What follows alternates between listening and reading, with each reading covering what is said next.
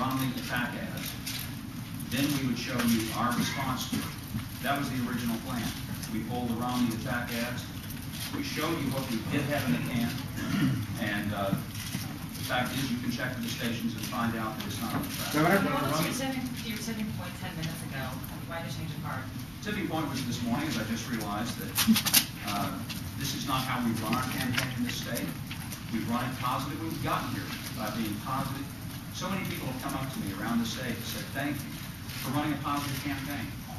And, you know, there's certain conflicts between all the advice that you get from people who tell you you just have to answer this stuff back, you've got to push back hard, and then ultimately deciding, is it really worth it? Governor, do you think the horse is out of the barn on this? I mean, you've been calling Governor Romney dishonest. You have this apple here comparing him to George Costanza on your website. I mean, isn't it too late? You've already started launching an attack on him. It's never too late to do the right thing, Jay. It's never too late to do the right thing. I can continue on. Probably nobody would think a thing about it, but I think something about it. So it's no longer about whether people believe this is an honest effort. It's about what I know whether it's an honest effort. I gotta live with myself. You know, whether I live with you guys after this week is immaterial. I gotta live with me. I gotta live with the campaign that I put my name on, and it is on.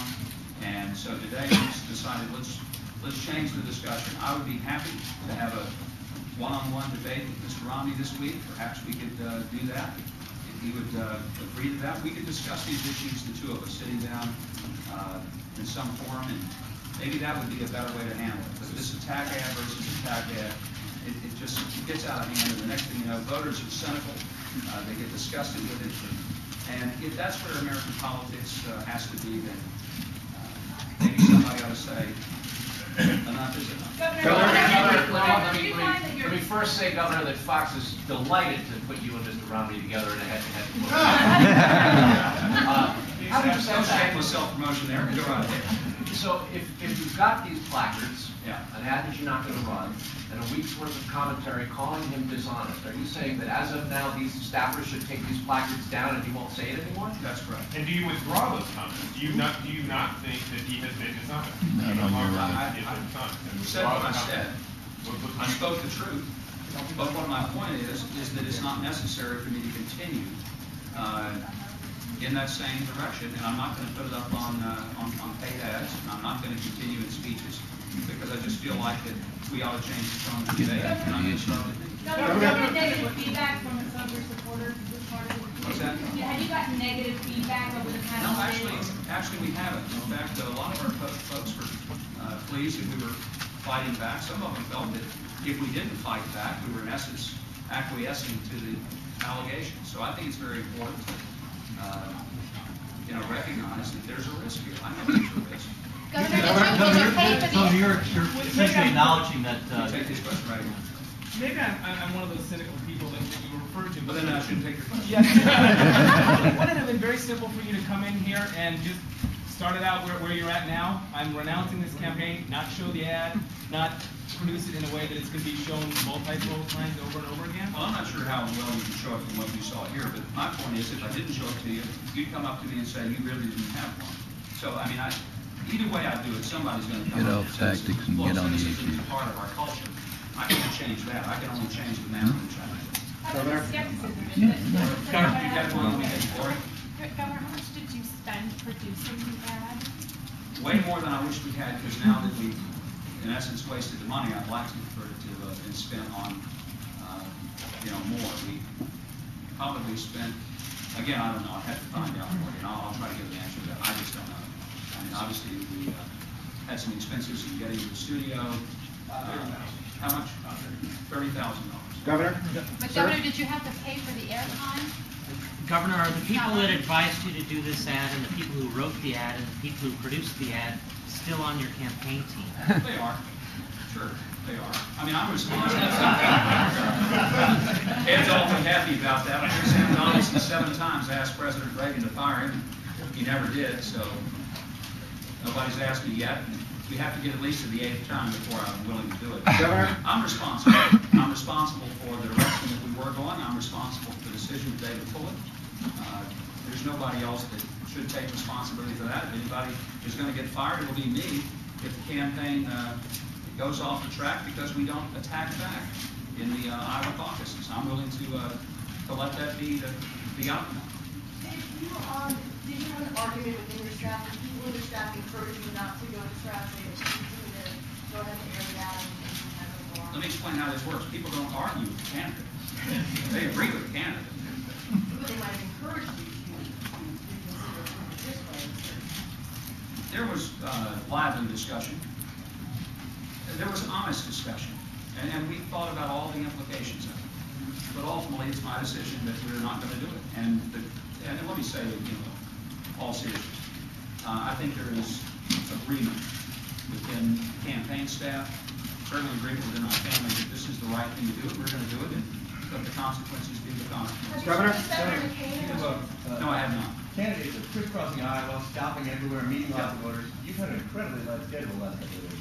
No, actually, I've been rather busy recording this commercial, and and today, spent a lot of time doing that. You've got a haircut on the schedule, and I think all no step appearances.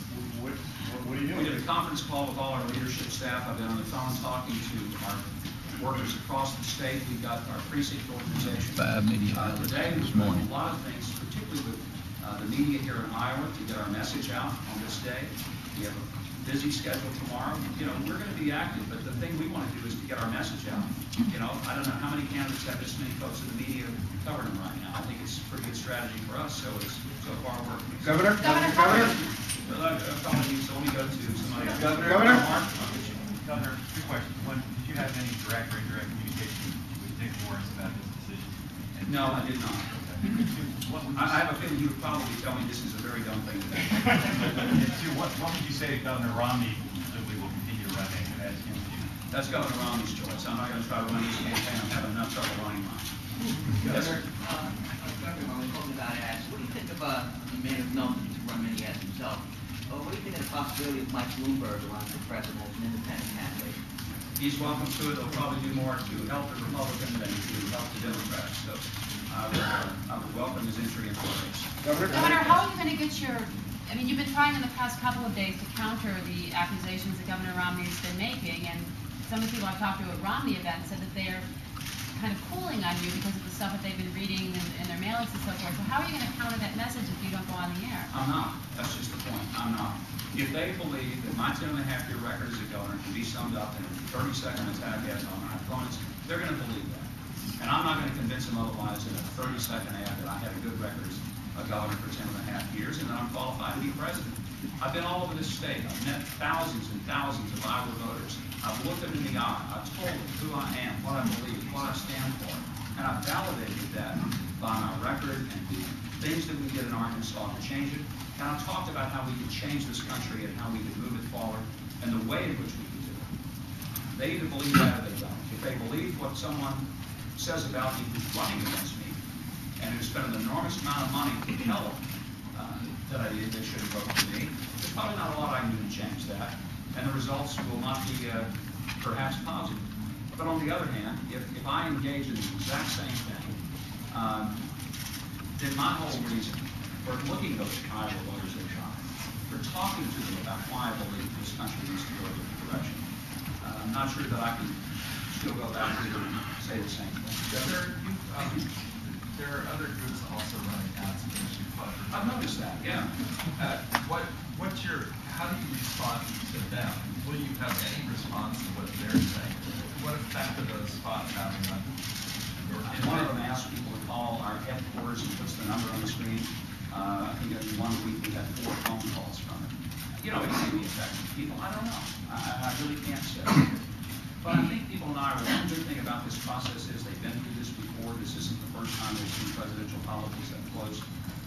If they believe that a Washington special interest group with lots of money have been able to accurately sum up my life and record as a governor in 30 seconds, then they're going to believe that. And there's probably not a lot I'm going to do to be able to change that. But I have to believe there are a lot of folks that I've met personally, face-to-face, person-to-person, who'd rather believe what they heard me say, what they saw in me when I said it, than simply to believe something that came from somebody with a whole lot of money who just ran ads and they've never met, they don't know who they are, and they don't know why they said those things.